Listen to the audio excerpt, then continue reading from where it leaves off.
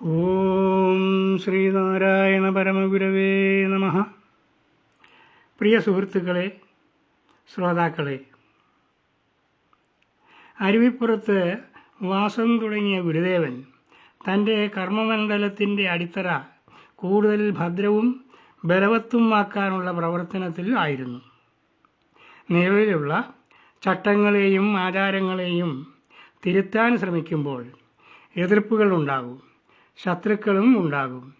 നിലവിലുള്ള ചട്ടങ്ങളും ആചാരങ്ങളും മുതലാക്കി സുഖജീവിതം നയിക്കുന്ന സവർണ വിഭാഗത്തിൽ നിന്ന് എതിർപ്പുണ്ടാകും. ആ വിഭാഗം ധനവും അധികാരവും ഉള്ളവരാണ്. അവരെ നേരിടേണ്ടി വരും. അധകൃതരായ അവർണ വിഭാഗത്തിലുള്ളവരാകട്ടെ ജാതികളും ഉപജാതികളും ആയി പിരിഞ്ഞ് അറിവും ഐക്യബോധവും ഇല്ലാതെ ഐശ്വര്യവും കെട്ട് തങ്ങൾ അടിച്ചമർത്തപ്പെടുകയും ചൂഷണം ചെയ്യപ്പെടുകയും ചെയ്യുന്നതായ വിവരം അറിയാതെ അജ്ഞതയിൽ കഴിയുകയുമാണ്. അവരെ ബോധവാന്മാരാക്കി സംഘടിപ്പിക്കുക എന്നതും സാധാരണഗതിയിൽ പ്രയാസമുള്ള കാര്യമാണ്. ഒരു സമൂഹത്തെ ആകെ മാറ്റിമറിക്കുക എന്നത് ഒരു സാധാരണ വ്യക്തിയാൽ സാധ്യമായ കാര്യമല്ല. എന്നാൽ ഗുരുദേവൻ ഒരു സാധാരണ മനുഷ്യൻ ആയിരുന്നില്ല. താൻ ഒരു സാധാരണ മനുഷ്യനല്ല എന്ന കാര്യം ജനങ്ങളെ അറിയിച്ചുകൊണ്ട് തന്നെയാണ് ഗുരുദേവൻ തൻ്റെ പ്രവർത്തനങ്ങൾ ആരംഭിച്ചത്, അത് മുൻപോട്ട് കൊണ്ടുപോയതും.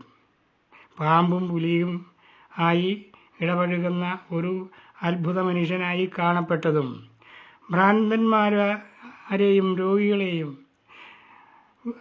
അങ്ങനെയുള്ളവർ ഗുരുദേവൻ്റെ സാമീപ്യത്തിൽ സുഖപ്പെട്ടതും സന്താനമില്ലാതെ ദുഃഖിക്കുന്നവർക്ക് ഗുരുവിൻ്റെ അനുഗ്രഹത്തിൽ സന്താനങ്ങൾ ജനിച്ചതും എല്ലാം ജനങ്ങളിൽ ഗുരുദേവനിൽ ഭയഭക്തി ബഹുമാനങ്ങൾ ഉണ്ടാകാൻ കാരണമായി ഭവിച്ചു.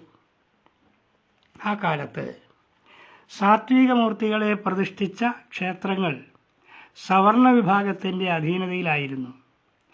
ആ ക്ഷേത്രങ്ങളിൽ അവർണർക്ക് പ്രവേശനം ഉണ്ടായിരുന്നില്ല.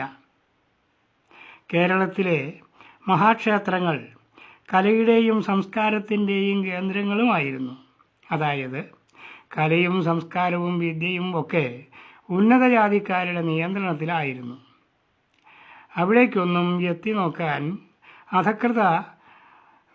അധകൃതരായ അവർണ വിഭാഗത്തിന് അധികാരവും അവകാശവുമില്ലായിരുന്നു.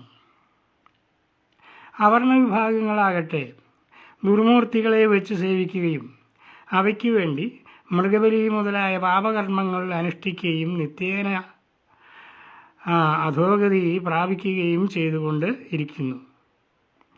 സവർണരുടെ അധീനതയിലുള്ള ഏതെങ്കിലും ക്ഷേത്രത്തിൽ അവർണന് എന്തെങ്കിലും വഴിപാട് കഴിക്കണമെങ്കിൽ അതിനുള്ള പണം ക്ഷേത്രമതിലിന് പുറത്ത് അകലെ വെച്ചിരിക്കുന്ന ഒരു കല്ലിൽ വെച്ചിട്ട് ദൂരെ മാറി നിന്ന് അറിയിക്കണം. അപ്പോൾ ക്ഷേത്രത്തിൽ നിന്ന് ഒരു പുരോഹിതനോ മറ്റാരോ വന്ന് അതെടുത്തുകൊണ്ട് പോകും.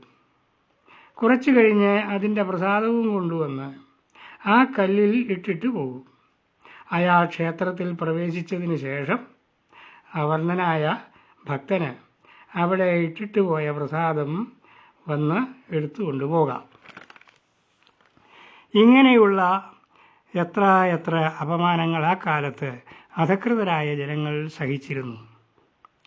അരുവിപ്പുറത്ത് ഇരിക്കുന്ന ഗുരുദേവനെ ദർശിക്കുന്നതിന് വന്നെത്തുന്ന ജനങ്ങളുടെ സംഖ്യ പ്രതിദിനം വർദ്ധിച്ചുകൊണ്ടിരുന്നു. അതിനാൽ അവിടുത്തെ കാര്യങ്ങൾ നിയന്ത്രിക്കുന്നതിനും മറ്റുമായി ഒരു സംഘം രൂപീകരിക്കപ്പെട്ടു. ഗുരുദേവൻ വരുന്നതിന് മുമ്പ് തന്നെ വാവിന് ബലികർമ്മങ്ങളും മറ്റും നിയന്ത്രിക്കുന്നതിനായി ഒരു വാവൂട്ട് സംഘം അവിടെ നിലവിലുണ്ടായിരുന്നു. അവരിപ്പോൾ ഗുരുദേവ സേവയിൽ വ്യാപൃതരായി. ഒരു ദിവസം അവരിൽ ഒരാൾ ഗുരുദേവനോട് പറഞ്ഞു, സ്വാമി, നമുക്കൊരു ക്ഷേത്രമുണ്ടായിരുന്നെങ്കിൽ നന്നായിരുന്നു. ഇത് ഗുരുദേവൻ മുൻപേ നിശ്ചയിച്ച കാര്യമായിരുന്നു എന്നതുപോലെ അദ്ദേഹം പറഞ്ഞു. അടുത്ത ശിവരാത്രി നാൾ നമുക്ക് ഇവിടെ ശിവനെ പ്രതിഷ്ഠിക്കാം. കേട്ടവരിൽ ചിലർക്ക് അമ്പരപ്പും, ചിലർക്ക് അത്ഭുതവും, ചിലർക്ക് സന്തോഷവും ഉണ്ടായി. നമസ്കാരം.